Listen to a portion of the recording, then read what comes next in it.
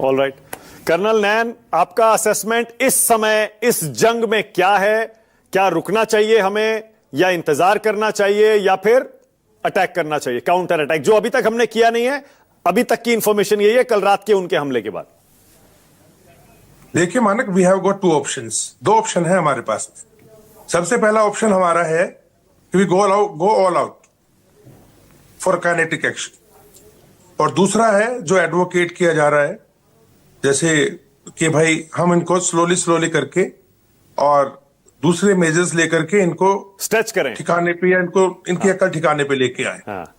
But एक चीज मैं बोलना चाहूंगा यहाँ पे मानक, कि जो सेना आज आतंकवादियों के ताबूतों को अपने झंडे में लपेट के और उसको स्टेट ऑनर दे करके और सल्यूट्स मार के अलविदा कह रही है, ये सेना वो सेना है जिसने सबसे पहले अपने देश की गुर्बत का फायदा उठा के ये जो रेडिकलाइजेशन है ये जनता में फैलाया और उनको टेररिज्म के अंदर घुसेड़ के इन्होंने इस्तेमाल किया।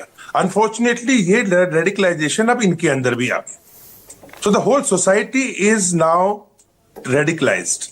आप इनके नेताओं को देख लो, इनके विचार देख लो, आप इनके किसी गली में किसी को रोक के देख लो, सब मदरसों से निकल के आते हैं। और अगर आप सोचते हो कि हम आज इस सेना को हम खत्म कर दें, वेल, रेडिकलाइजेशन कैसे खत्म करेंगे? एम शुड बी कि how should we get peace from the neighbour. साथ तो रहना ही पड़ेगा। तो नाउ अगर हम आज फुल स्केल वॉर पे भी जाते हैं मानक, are we ready? Are we really ready? तो मैं इस बात पे अभी नहीं जाऊंगा, बिकॉज नाजुक टाइम है, कभी बाद में डिबेट हो जाएगी इस बारे में। बड़ी बड़ी बातें करने से तो हम लोग आगे जीत नहीं पाएंगे। लेकिन अब जो मेरे को लगता है कि जो गवर्नमेंट डिसाइड कर रही है, हम उस पे आ जाते हैं। Government is trying to play 4 और 5 फील्ड्स। पहला है कि इनके ऊपर वाटर अटैक करना सिंधु नदी के द्वारा, बिकॉज वर्ल्ड बैंक ने भी आज कह दिया इनको कि वी आर जस्ट हियर, हम तो सिर्फ बीच में फैसिलिटेटर है, हमारा कोई ज्यादा रोल नहीं है। ठीक है। और इंडिया ने कहा कि इट इज हेल्ड इन अबायंस, तो अभी तुमको जो करना है तुम करो। नंबर 1। नंबर 2, मिलिट्री ऑप्शन हमारे पास है, वो हम फुल फ्लेज लेते हैं या उसको हम डिफेंसिव मेंटेन करके रखते हैं against terrorism and against this guys taking any miss adventure. तीसरा है पॉलिटिकल, जो कि हम पूरे वर्ल्ड के साथ में जियो पॉलिटिक्स के अंदर कर रहे हैं। चौथा है इकोनॉमिकल, जिसके अंदर आज जो पाकिस्तान की जो हालत है आज, अगर हम इनके साथ में इनको धीरे धीरे FATF में इनको IMF से भी पैसा दिलाना आज हम सुन रहे थे, आज शायद मीटिंग भी है IMF की, जहां ये डिसाइड होना है कि इनको लोन मिलेगा या नहीं। हाँ जी, उनको वहां से करें, तो ये देश जो आज की तारीख में तिल करके, मतलब गुर्बत 40% से ज्यादा हो चुकी है, ये आपस में एक दूसरे के कपड़े फाड़ने शुरू कर देंगे। 5वां, 5th है कि we play diplomacy, and diplomacy में 2 चीज हो जाती हैं, दैट वी नो दैट आज की तारीख में बलूचिस्तान में क्या हालत है, जो अफगानिस्तान के अंदर हो रहा है वहां पे क्या सिचुएशन है, और जो TTP कर रहा है वहां क्या सिचुएशन, और सिंध के अंदर भी अबाउट 50,000 का ग्रुप है वो जो सिंध देश मांग करता है अपने। तो we can start from one side, and जब ये लोग इतने ही निकम्मे और इतने ही बेशरम हो चुके हैं, let's not start carrying on वो झूठा शानो शौकत के साथ में चलते रहे, हम खुल के आएंगे। Let's start supporting these people, और इनको इस ऐसी सिचुएशन में लेके आए कि इनके टुकड़े होने शुरू हो। जब ये देश टुकड़े टुकड़े होगा तो ही जाके इस बात का सॉल्यूशन निकल के आएगा।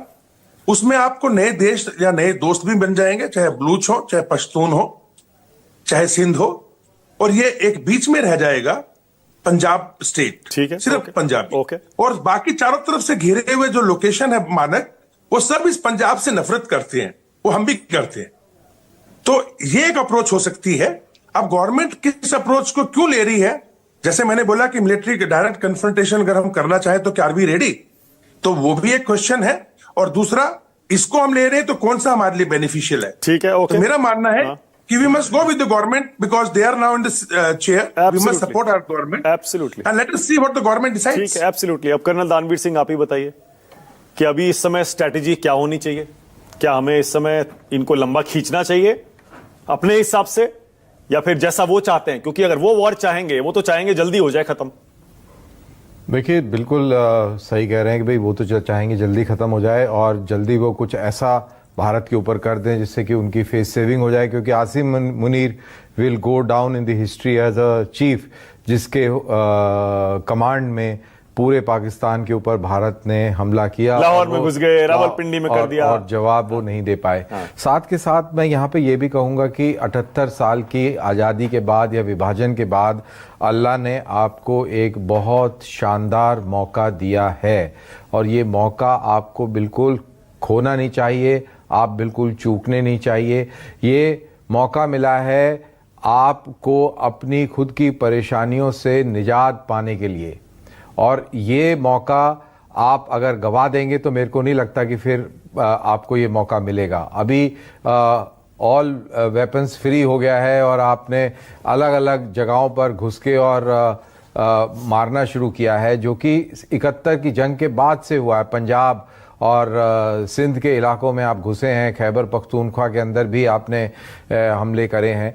तो मेरे ख्याल से ये एक बहुत गोल्डन अपॉर्चुनिटी है। पाकिस्तान की इकॉनमी बहुत डाउन है, जैसे कर्नल दिनेश भी कह रहे थे कि इकोनॉमिक के लिए भी उसको घेरना चाहिए, और मेरे ख्याल से घेर भी रहे हैं। तो ये सारी चीज़ें ध्यान में रखते हुए मेरे ख्याल से हमको पाकिस्तान के ऊपर प्रेशर रखना चाहिए, और पाकिस्तान की मिलिट्री, जो जनरल साहब कह रहे थे कि पाकिस्तान की मिलिट्री जब तक टारगेट नहीं होगी, पाकिस्तान की मिलिट्री जब तक डिग्रेड नहीं होगी, तब तक आप अपने लिए पीस निर्धारित कर्नल साहब, प्रेस कॉन्फ्रेंस शुरू